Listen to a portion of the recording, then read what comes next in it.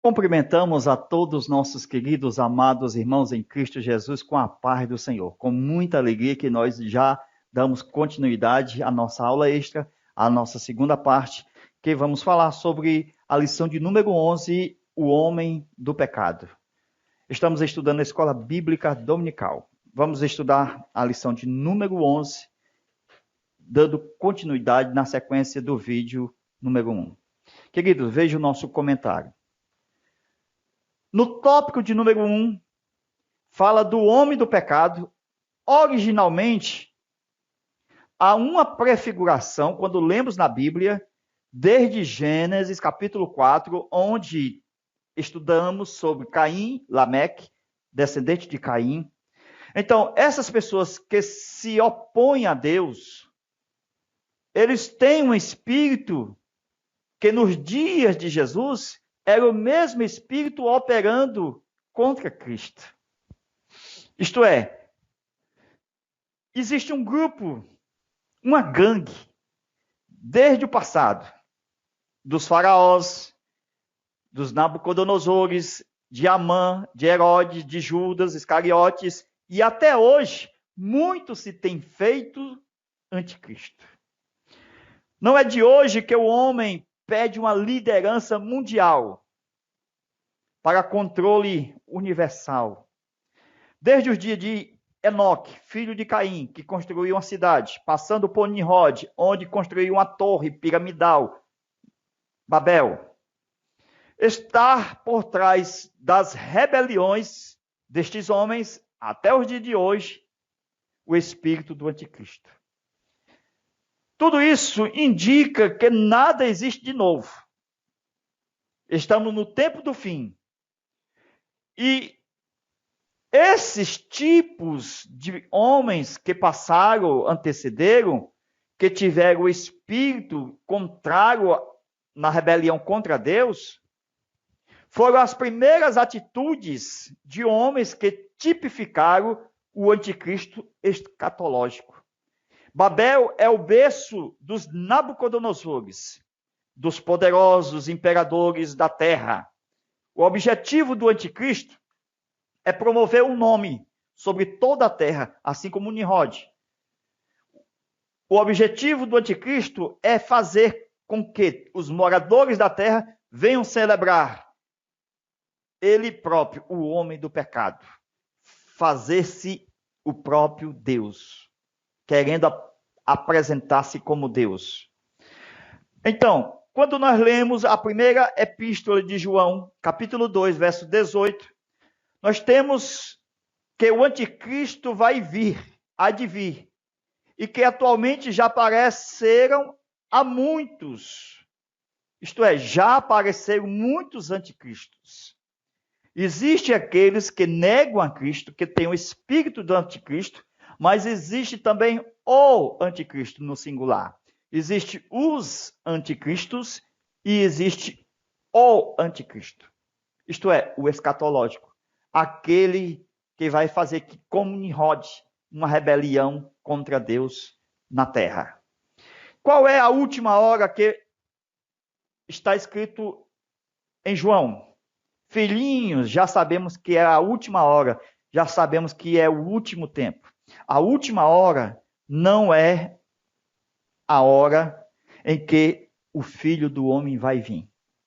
Quando a gente prega tanto sobre a vinda de Jesus, todo mundo vai abraçar o anticristo, porque achando que é ele o anticristo, o próprio Cristo. Quando a gente fala da vinda de Jesus, temos que ter muito cuidado, porque a última hora é a hora do aparecimento do anticristo. Jesus, ele virá depois desta última hora. Glória a Deus. Por quê? Porque nós sabemos que o arrebatamento será para a igreja. Então Jesus vem para a igreja, não vem para o mundo. Foi Jesus quem disse: vós me vereis, mas o mundo não me verá mais. Está se referindo ao arrebatamento da igreja.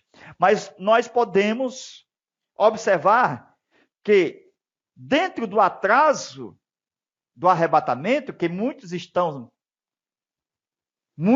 dizendo, quando vai ser isto? Mas está escrito na parábola, capítulo 25 de Mateus, mas à meia-noite ouve-se o clamor, aí vem. Não existe a mensagem da meia-noite, de que o arrebatamento será meia-noite. Está escrito na parábola que aí vem. Não diz que veio, aí vem. Nós temos um atraso, porque a festa de casamento deveria ser até 10 horas, mas até meia-noite o noivo não apareceu. Então o texto não diz que ele já tinha chegado. Nós estamos dentro da hora do atraso. É a prova de paciência, é a prova da nossa unção com Deus, do nosso depósito. Não é ter vasilha somente, mas ter azeite na vasilha. Não é ter lâmpada acesa, mas ter reserva para aguardar o atraso do noivo. Mas a última hora, ou o último tempo, é do aparecimento do anticristo. Veja na Bíblia, está escrito na primeira epístola de João, capítulo 2, verso 18, que ele vai aparecer, o anticristo, nesta última hora. Mas Jesus vem na hora do atraso, da demora, glória a Deus. Esta hora é do verdadeiro Cristo. O verdadeiro cristão não está no meio deles. Aquele Cristo que os cristãos esperam não estará no meio do mundo. Os falsos cristos, eles se adiantam. O verdadeiro se atrasa. Os que saem do nosso meio, que são contra Deus, revela que em qual tempo nós estamos na história? Quando você vê pessoas se rebelando contra Deus, falando mal das Escrituras, de Jesus, do Espírito Santo, vocês estão percebendo o tempo, que já é a última hora, glória a Deus. E esta última hora é a hora do aparecimento do anticristo. Mas Jesus está vindo na demora. Isto é, nesse tempo de demora, em que muitos estão com a lâmpada acesa, mas está faltando a reserva para esperar o atraso do noivo. Desde os tempos de João, a igreja sofre por espíritos de anticristo. No Apocalipse, capítulo 13, versículo 1, o homem do pecado é a mesma besta, aquela primeira que sobe da terra. O mundo vai se perder, já está perdido. Por que o mundo se perde? Porque eles rejeitaram o Deus de amor, o Deus da verdade. Como eles seriam salvos? Porque eles se opõem a Deus, porque eles têm o espírito do anticristo. O homem do pecado é a primeira besta apocalíptica. É o anticristo, semelhante àquela estátua vista por Nabucodonosor. O tempo de aparição do anticristo é a última semana de Daniel. Os 10 chifres são equivalentes aos 10 dedos da estátua, vista por Nabucodonosor, que equivale a 10 blocos de nações. Preste atenção, o que está acontecendo hoje no mundo. O presidente da França, juntamente com as Nações Unidas, o Papa e outros estão, escute aí, os 10 blocos de nações que são domínios visíveis no mundo, que estão sendo formados para a última hora. As 7 cabeças são domínios invisíveis. Aquelas 7 cabeças lá do Apocalipse. Quando você vê aquele dragão com 7 cabeças. São 7 principados, essas 7 cabeças, regidos por Satanás, que atuam nas áreas das cidades, que atuam nos laboratórios, nos hospitais, na política, na religião, atua na comunicação escrita, audiovisual e, finalmente, no poder isolado e egoísta da economia mundial, incluindo os bancos e as bolsas de valores.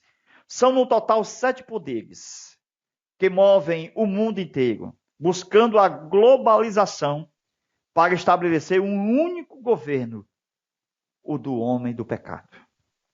Os 10 blocos das nações, ou de nações, estão sendo formados e confirmados, que representam os 10 dedos da estátua.